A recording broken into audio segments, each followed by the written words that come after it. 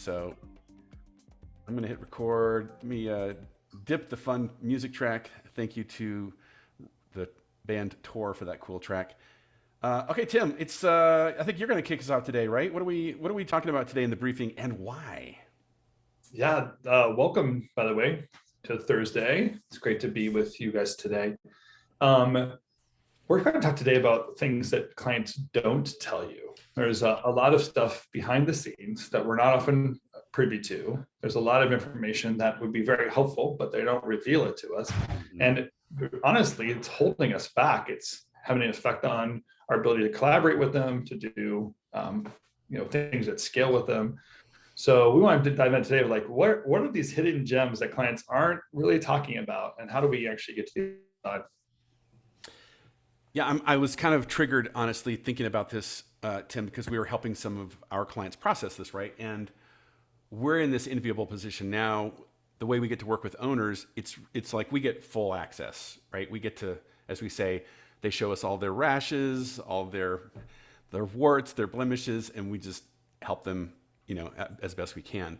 But I empathize with all of you here that are owners, because when I was in your shoes, I was always wondering, what's going on? Like, what's inside my client's mind? They can share a certain amount, but there's a certain amount they have to hold back for various reasons. And it's just very frustrating, because think about it, Tim, as a business owner, if you knew everything, you would be able to really understand the problem you're trying to solve, really create maximum value. They would, choose you, pick you every time. And of course, I use that word intentionally there. So there's always this sense of, gosh, how do I really get inside their heads and understand what they're up against in their decision making? It doesn't, sometimes it hurts, right? Because we keep thinking, oh, it's us. They don't like us. They didn't like my pitch. They didn't like, and we keep putting this burden on the thought that if we could have just done one more thing, we would have solved, we would have been chosen. In reality, there's a lot of reasons that they're choosing to work with one person or on one project with one company over the other. And to have more insight, or at least have some more discernment of what those decisions are like, would give you a benefit of one, recognizing maybe how much you should invest in a project, get involved and understand, but also start to develop a real true relationship with a client or that brand, more important than the individual, and how that brand movement and your company can collaborate. Yeah, I'm actually looking.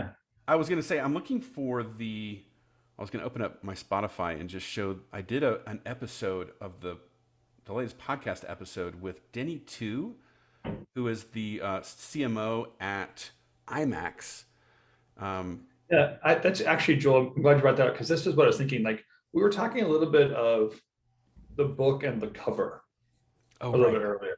And I was thinking that's such a great kind of metaphor for this, right? Because we're often so surface level in some of the items that we're dealing with our clients, that we haven't got to all the pages yet. And when you're not taking the time to invest into the content that's there and the context of the decision being made, we're often just staying superficial. That's why we remain commoditized. That's why we're going after flat bid projects and that kind of stuff, because we haven't invested our time yet to understand the client as well.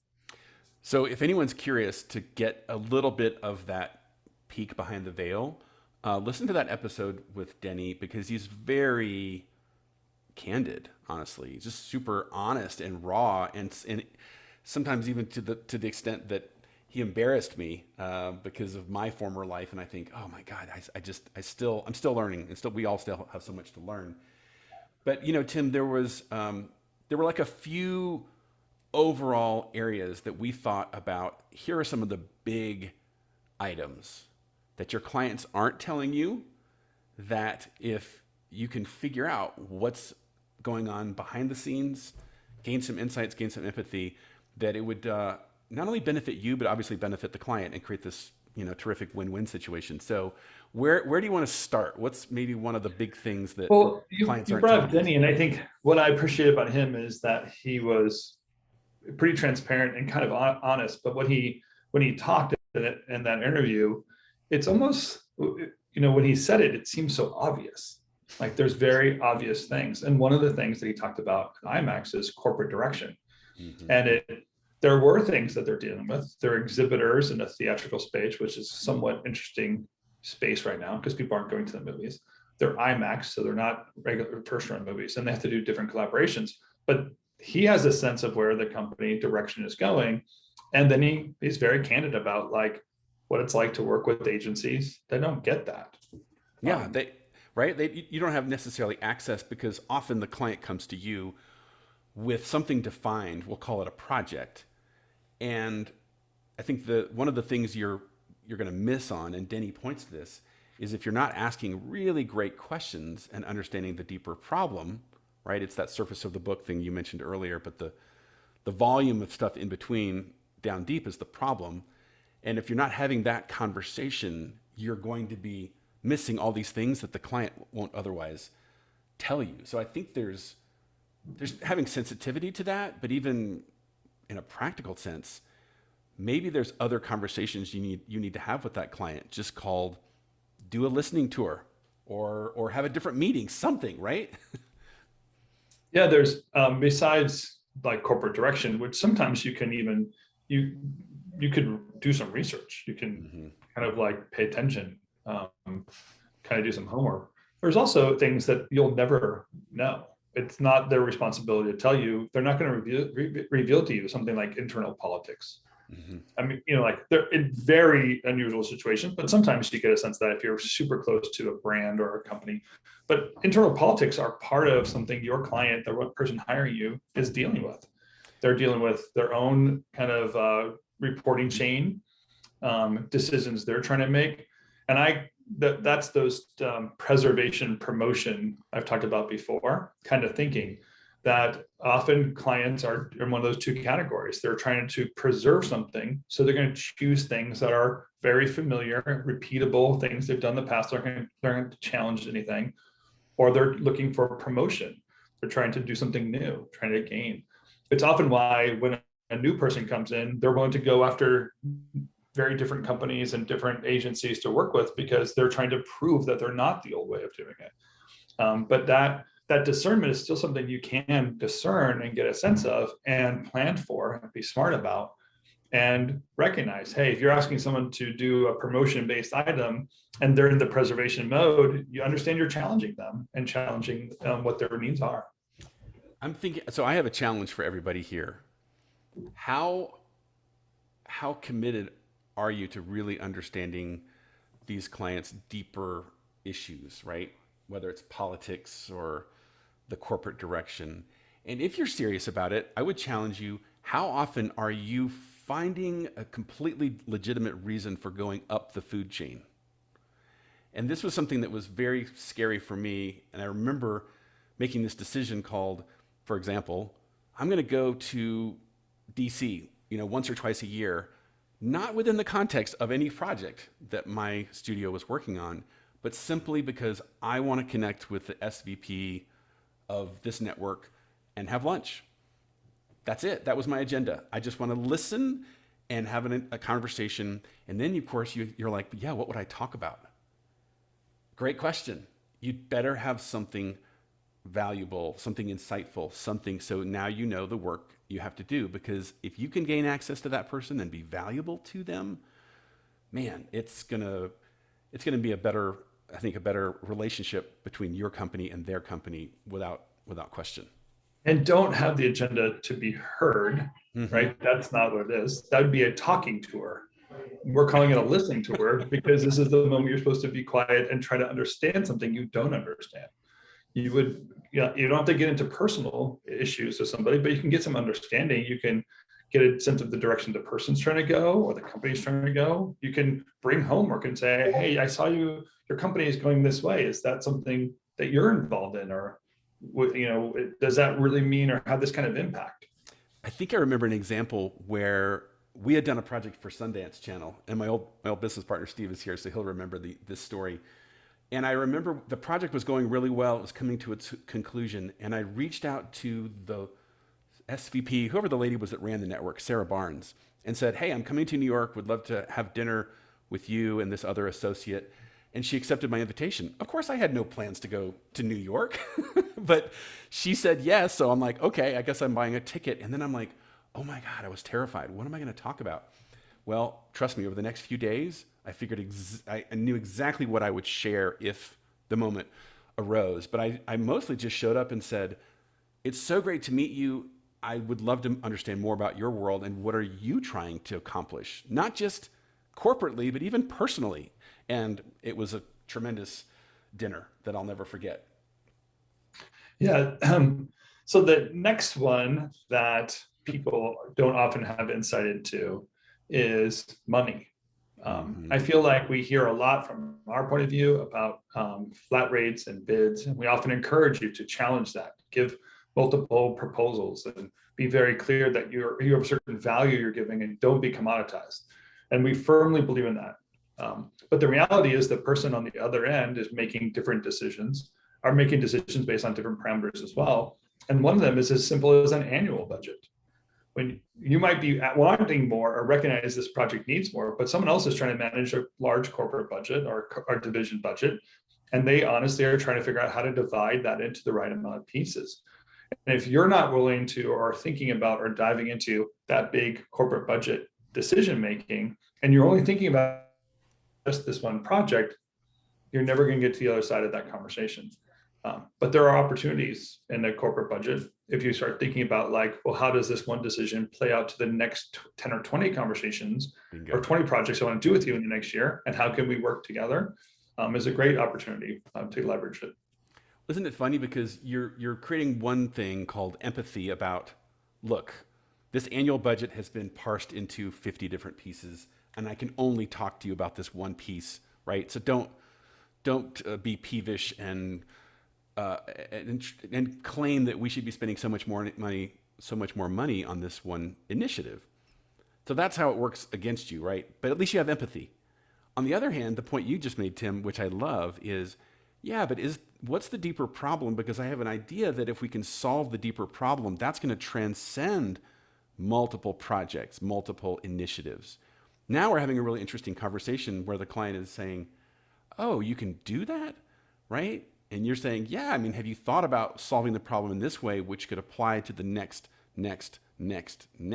initiative? Now you're viewing that client like an account rather than a project. And I think clients love having that conversation of, wait a minute, you can help me with all these things that I wasn't going to reveal to you, but now that you are sharing your expertise with me in that way, I'm happy to have that conversation.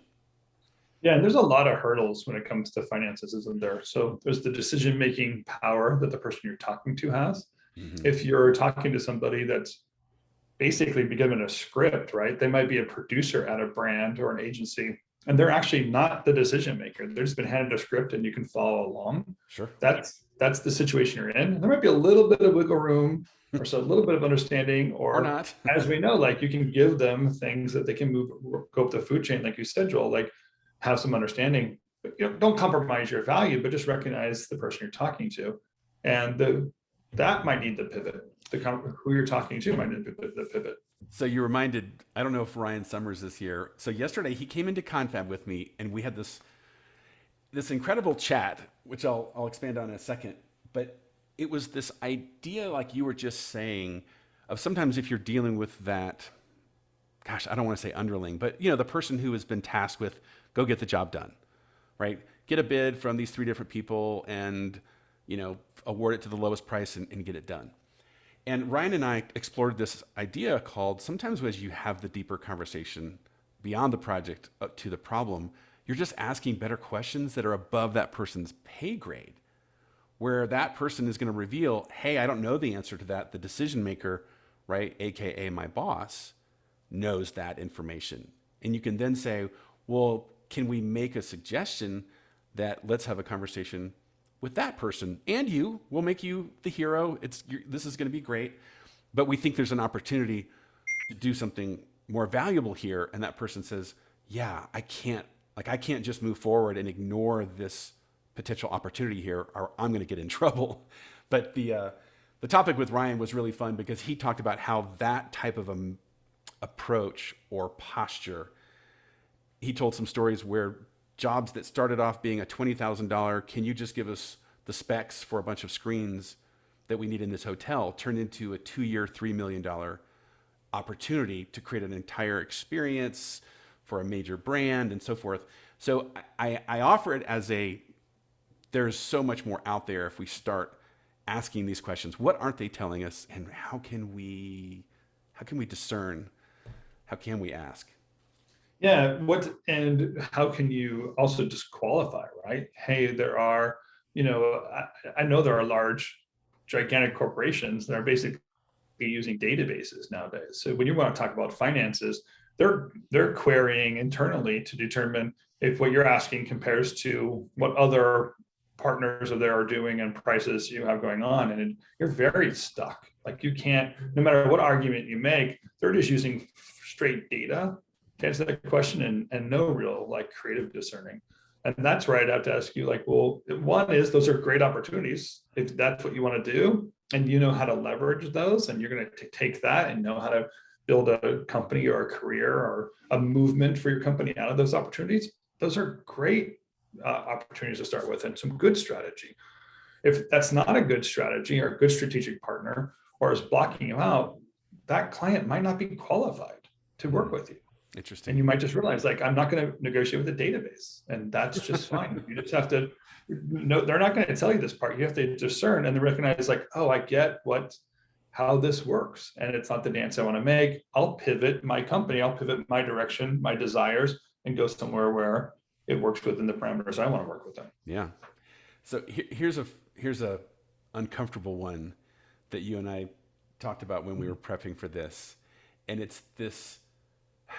What I'll say is, your clients are not going to tell you why they went with someone else.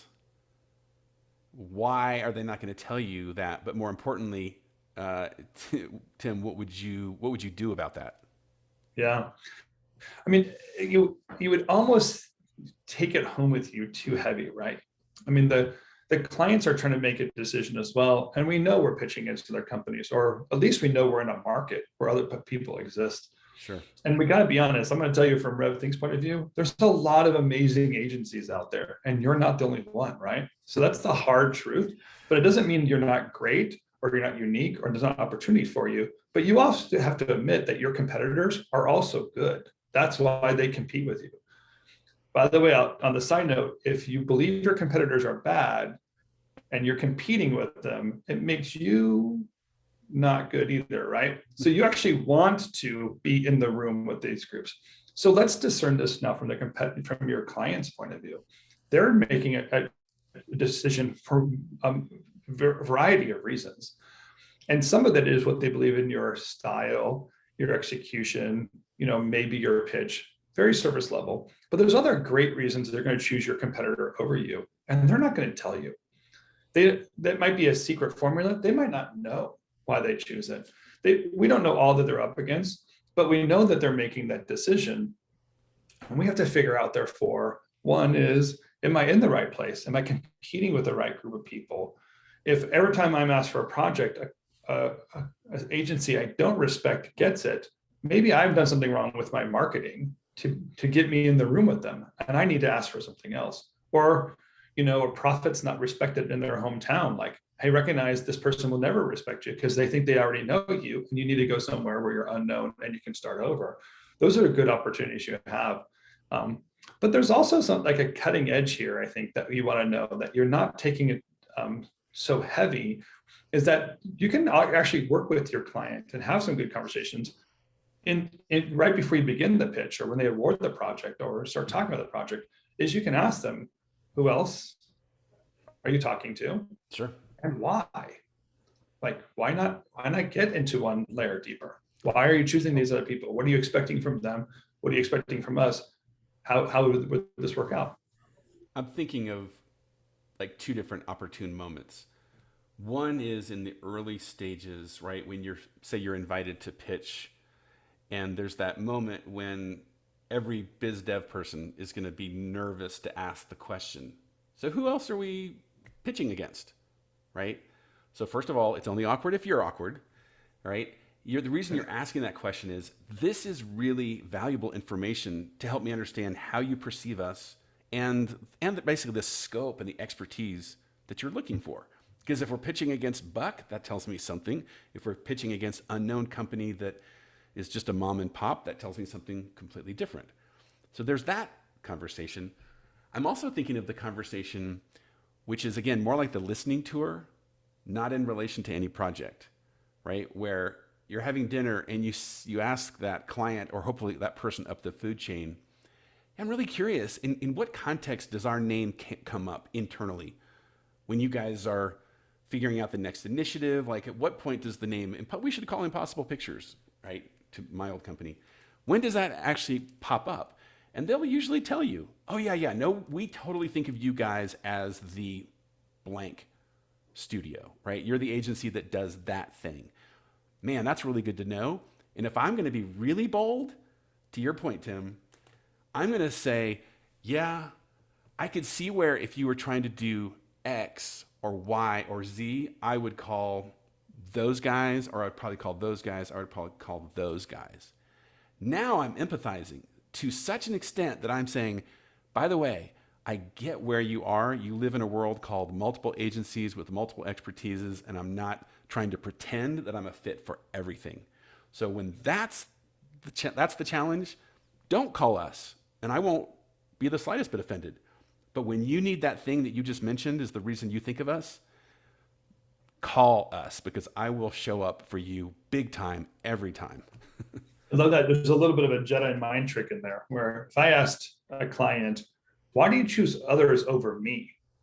They're going to be very guarded. They're not going to ask that question. I don't want to tell you the bad news, right? Yeah, but if you say, why do you choose me over my competitors? They'll be very revealing of how they actually consider you. And they might even give you insights of where they compare other competitors to you. And just changing the words around a little bit, turning it towards you, opening up the conversation, especially if you're willing to listen and accept it, that's a great opportunity for you to kind of begin that listening tour. Yeah, it's fun to think of how we can all be evolving this journey from order taker to expert firm. And even think of, like, when you look back at a year worth of projects, say, how many of them were you really just the order taker executing? How many of them were you really the problem solver where you were creating some amazing value?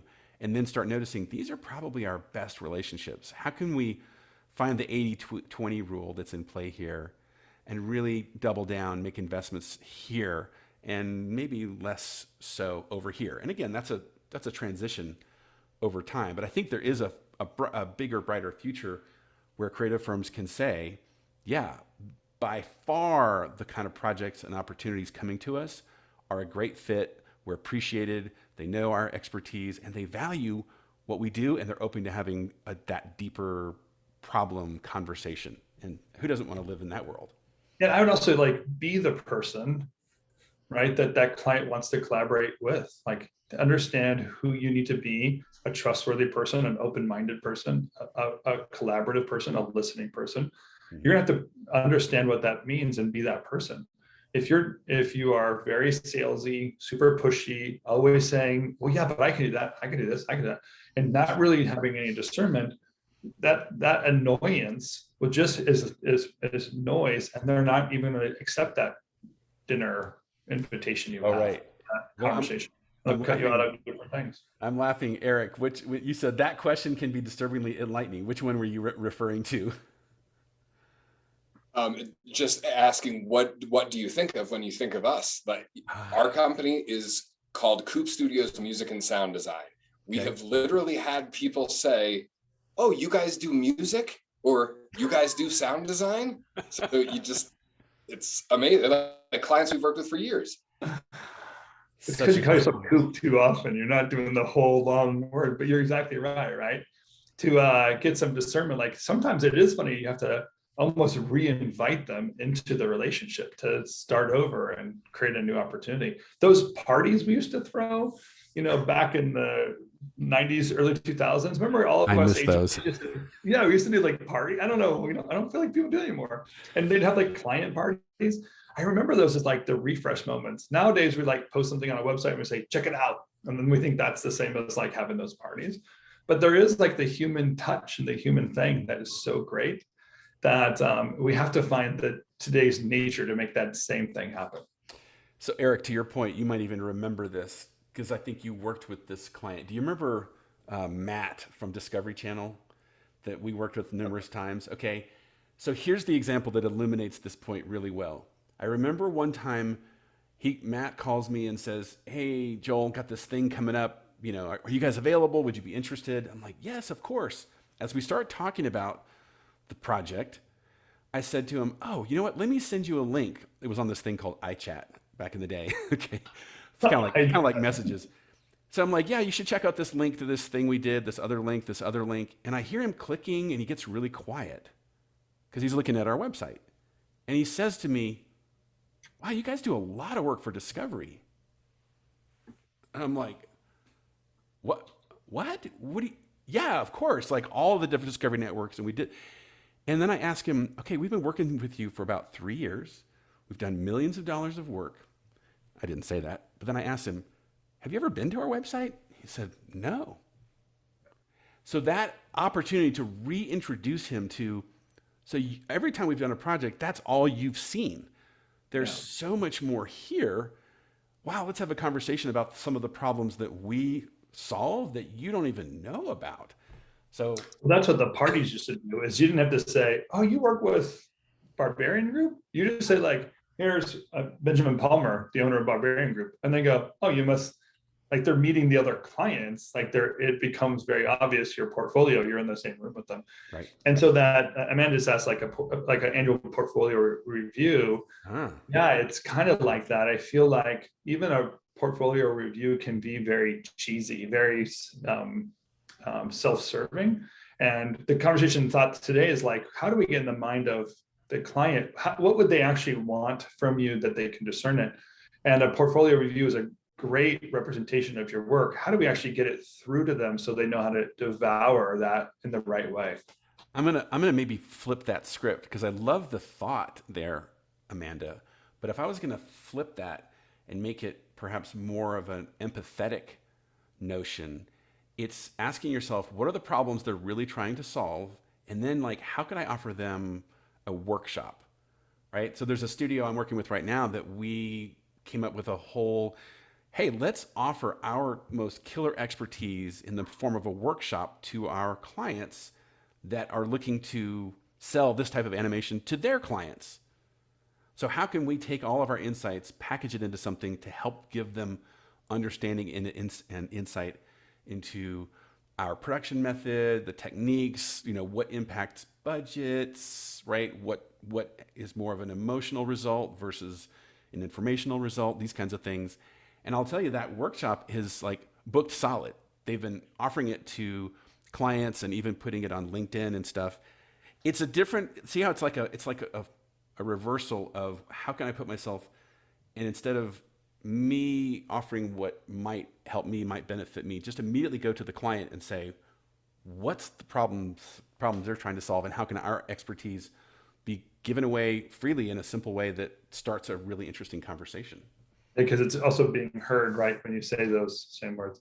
Yeah. So I made a quick bullet point list of different advices we've given, and maybe to wrap it up, I'll just kind of walk through like, so what are things that we can do to be heard or understand or discern what our client needs are? Because they're not going to tell us. We have to figure out this and take the responsibility and have some maturity in this process. So first of all, I say like, do homework, do some research, understand who your client is, what they're about, who they are personally, and who they are corporately, because they are facing politics. They're facing some life decisions. They're facing some career decisions in this process with you. And you have an opportunity to help them leverage up, gain some momentum, and take a risk, be promoted instead of being create preservation, or vice versa.